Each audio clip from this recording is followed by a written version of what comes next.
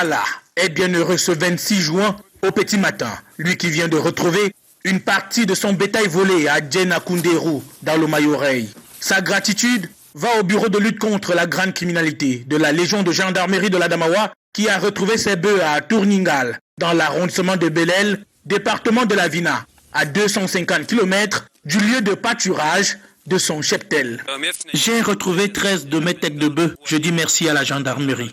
En date du 23 mai 2023, nous avons reçu M. Moutala Mamadou, se plaignant du vol de 36 têtes de bœufs. Et voici l'escouade de voleurs de bétail présumés. 5 pour l'enfer, âgés entre 25 et 31 ans, parmi lesquels Moussa, le cerveau du groupe, repris de justice dont le nom est cité dans des dossiers de prise d'otages avec demande de rançon. Et nous pensons que nos actions vont pouvoir permettre de mettre la main sur tout le réseau et nous interpellons la population à plus de collaboration.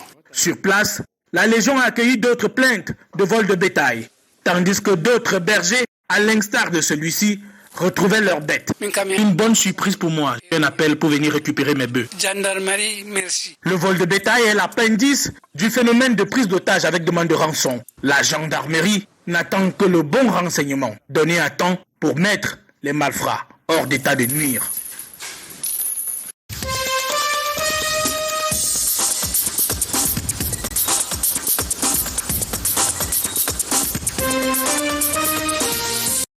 Nous sommes au lieu dit Carrefour 8 à Garoua. Les moutons sont achalandés, ça et là. C'est la veille de la fête de la Tabaski. Les vendeurs de moutons attendent de potentiels clients. Comme nous sommes 2 mois,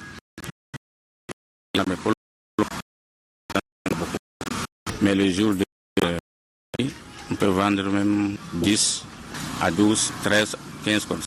C'est fait comme ça pour que j'aille le client, les grands boss là qui viennent souvent faire le dernier marché là.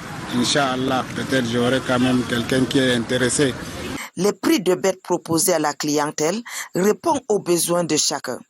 L'intervalle va de 40 000 à 250 000 francs CFA. À Pitoa, 15 km au nord de Garoua. C'est quasiment la même solution. Le mouton est disponible, place aux négociations. Seulement qu'à la veille de la fête de Tabaski, à 2 jours comme ça, et puis un peu forcément. Et à ce stade, chacun a le mouton à son niveau. En fonction du prix, on vous propose les moutons proportionnellement à votre argent. Mais sinon, les gros béliers sont très chers par rapport aux petits béliers. Nul besoin de rappeler l'importance de cette tradition prophétique. Les retardateurs ont encore quelques heures pour se rattraper.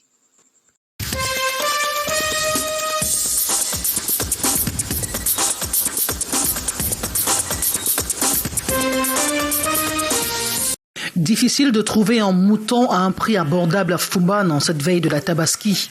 Il faut débourser 100 000, 150 000, 200 000 et même parfois plus. Ce qui n'est pas à la portée de tous les fidèles. Adamou et Ibrahim, tous deux fidèles musulmans, sont à la recherche d'un bélier pour le sacrifice. Ils affirment que les prix sont élevés au regard de leur pouvoir d'achat. Nous sommes venus chercher les bêtes pour le sacrifice ainsi que les compléments.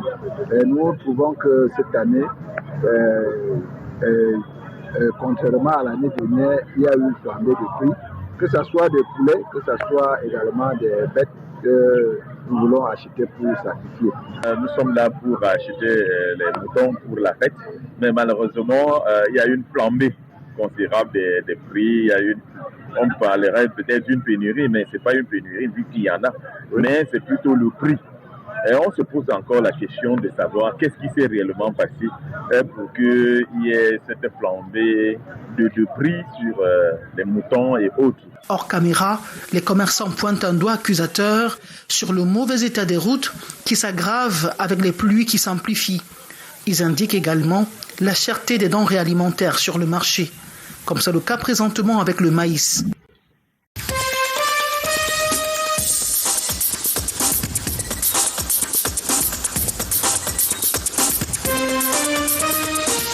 Si l'acte de naissance est un document juridique attestant de la naissance d'une personne, Yolande en a 8 enfants. L'aîné est âgé de 13 ans.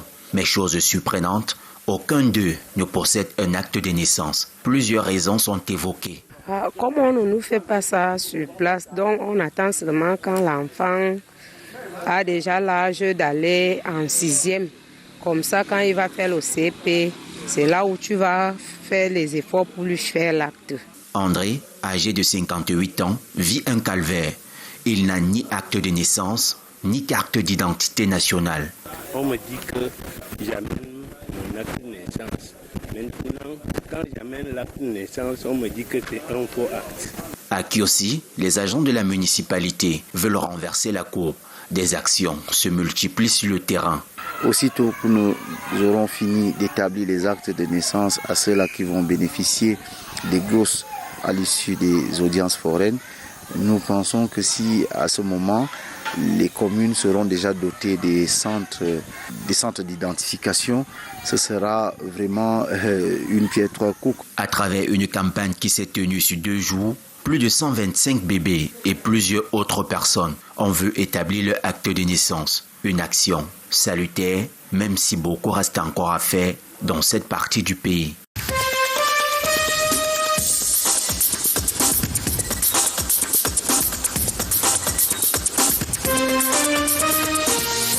Le Cameroun estime à environ 70 milliards de francs CFA les pertes enregistrées du fait de l'exportation frauduleuse de la production de son cacao vers le Nigeria à partir de la région du Sud-Ouest.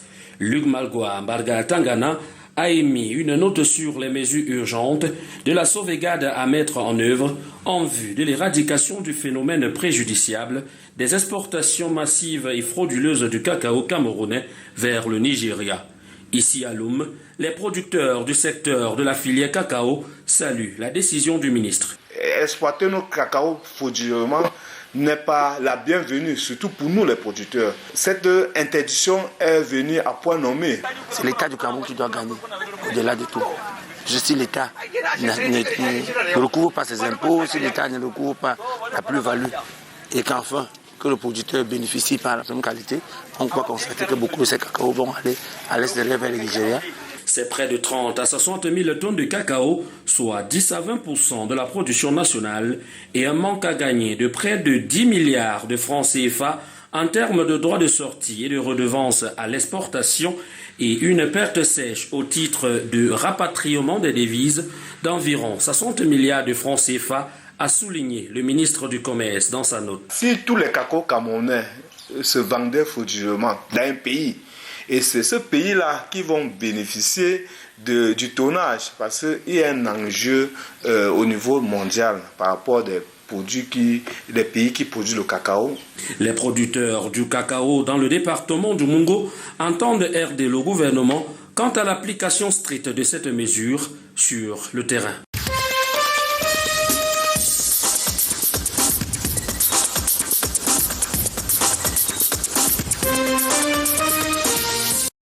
La décoration est un art et selon le type de manifestation, festive, communication d'entreprise ou événementielle, le décorateur doit pouvoir impressionner, faire rêver à travers l'agencement des couleurs et les matières choisies. La décoration est donc un pas important sur lequel repose la réussite d'un événement. Le Salon international de l'art décoratif et du design entend rendre le secteur plus professionnel. Pour savoir déjà à quoi renvoie ce secteur exactement, parce que c'est un peu confus dans la tête de chaque personne. Et comment est-ce que ce secteur est exercé, quelle est la profession exacte, quel est le statut professionnel. Parlant des syndicats, ça permet de défendre le métier qui est sous-valorisé. Au cours de cet atelier organisé ce 26 juin 2023 à Yaoundé, promoteurs du salon, acteurs du secteur et partenaires, tous partagent la même ambition, braquer les projecteurs sur ces hommes et femmes qui subliment nos événements et nos intérieurs. Nous avons beaucoup de concurrence déloyale. Alors le salon est mis sur pied pour valoriser ce métier et détecter les professionnels des amateurs. La cérémonie protocolaire d'ouverture officielle est prévue le 29 juin prochain.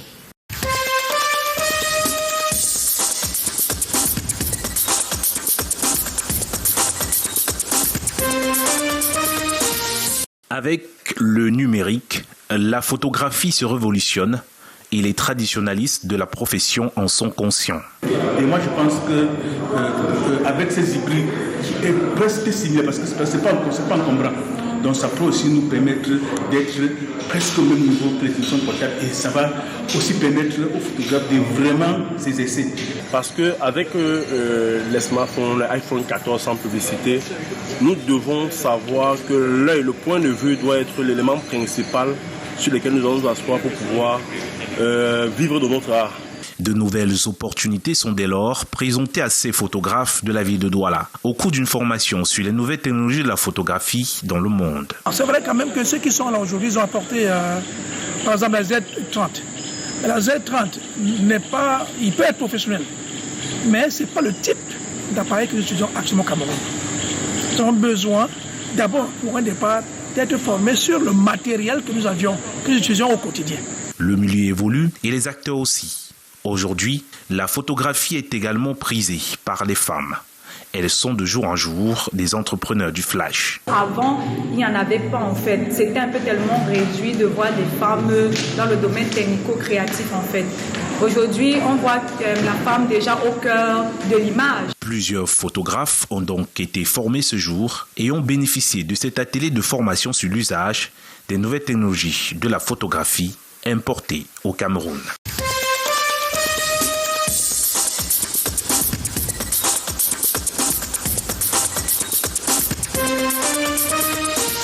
Ça cogite ce jour au comité de développement de Tobagné.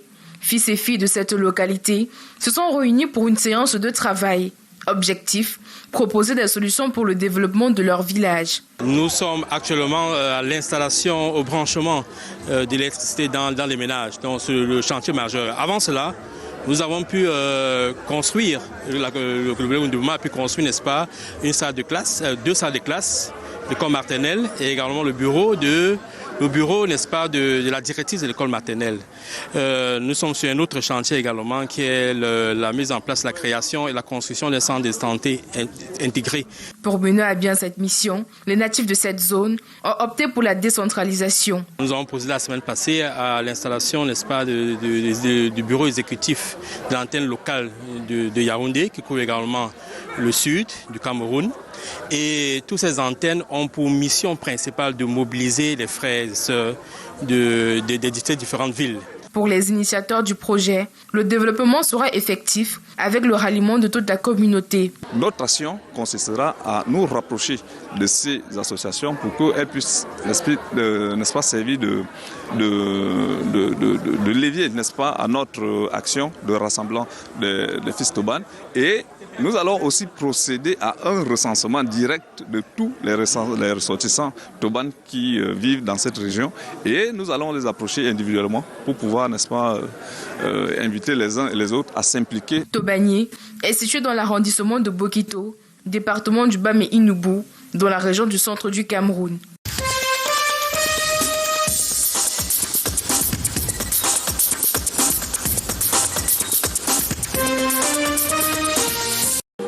À la paroisse Saint-Marc de Soa ce week-end, c'est l'émulation. Des invités de marque se sont invités en ce lieu saint pour une messe d'action de grâce. Parmi eux, la sénatrice pour la région du centre, Henriette Sournac, qui souhaite exprimer sa profonde gratitude à Dieu et à l'architecte de sa nomination à la Chambre haute du Parlement, le président Paul Biya. Monsieur le Président de la République, Monsieur le Président national du RDPC, ma première pensée vous est adressée. Merci, merci et infiniment merci. Merci. Merci pour Henriette Sournac, devenue sénateur titulaire par votre volonté. Au premier tableau succède le second, un méga meeting tenu à la place des Fêtes. La section RDPC Meufou et Afamba a réussi le pari de la mobilisation afin de porter l'expression de la gratitude de la parlementaire. Au plan politique, Henriette Sournac réitère son engagement afin d'être aux côtés des faibles, de ceux qui ont l'impression de survivre, mais aussi et surtout des femmes et des jeunes. Parce que la jeunesse porte comme une torche l'avenir de notre pays. Parce que les femmes portent comme un rocher la solidité de notre société. Son propos vante les mérites du rassemblement, un rassemblement qui n'est pas possible sans la paix. Incarnons la paix dans le lieu le mieux choisi, le plus indiqué, qu'est la famille, alors la paix va prospérer. Ces moments de partage ont été rehaussés par la présence de nombreuses autorités, forces vives et militants RDPC de la région du centre. Des retrouvailles agrémentées par une ambiance bon enfant, faite de sonorités et de danse patrimoniale.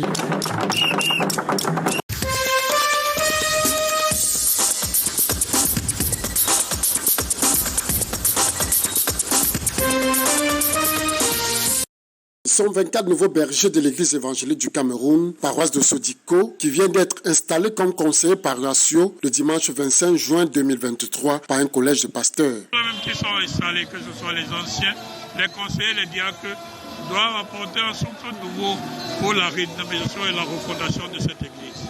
C'est dans le livre d'Isaïe 9, du verset 1 à 6, qu'a été dite la parole de Dieu, un chapitre qui traduit même le rôle de ces nouveaux brebis. Un conseiller paroissial est une tête pensante et une main agissante.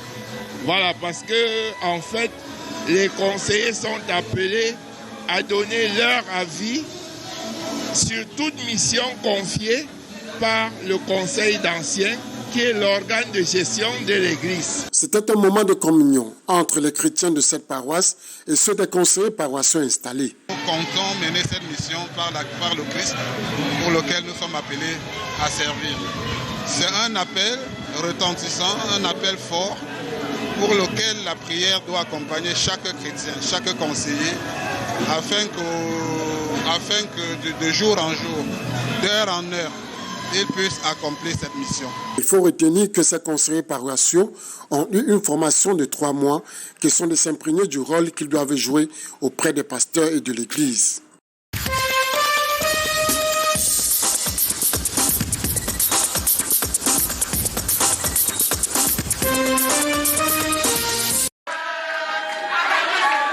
Des femmes fières d'être ensemble, de partager une même vision, celle du développement de leur localité. Elles viennent de tous les groupements de l'arrondissement d'Ngoumou dans la Meufou-Akonon, région du centre, pour former ce qu'on a appelé le réseau des organisations féminines de l'arrondissement d'Ngoumou, l'Orofan. Toutes les femmes d'Ngoumou appartiennent à Ngoumou. Qu'on laisse les histoires de on a dit que. Et aujourd'hui, c'était un réseau qui était là aujourd'hui. Et Ngoumou peut avoir plusieurs réseaux. Et il faut que ces réseaux se respectent entre elles pour le bien de la femme de Ngoumou. Ici, la tenue de leur assemblée générale consacrée au renouvellement du bureau. Une nouvelle équipe de femmes dynamiques qui auront pour mission de participer activement à l'autonomisation des femmes et des jeunes dans leurs localités respectives. On va beaucoup travailler dans l'esprit du développement pour développer notre coin, que les femmes soient actives et les jeunes surtout. L'autre grande résolution prise à l'issue de cette assemblée générale, c'est la décision de ces femmes d'étendre le réseau au niveau départemental. Les problèmes des femmes dans l'arrondissement de Ngoumou sont les mêmes dans l'arrondissement de Bikok, dans l'arrondissement de Bankomo, dans l'arrondissement d'Akono. Donc l'Orofan, premièrement, va s'installer dans tous les arrondissements et nous aurons donc un réseau départemental. L'Orofan a été créé il y a 3 ans maintenant dans le but de participer au développement local en encourageant l'entraide entre les femmes. Ces fonds servent au financement de plusieurs projets agricoles, la formation entrepreneuriale des jeunes et des femmes.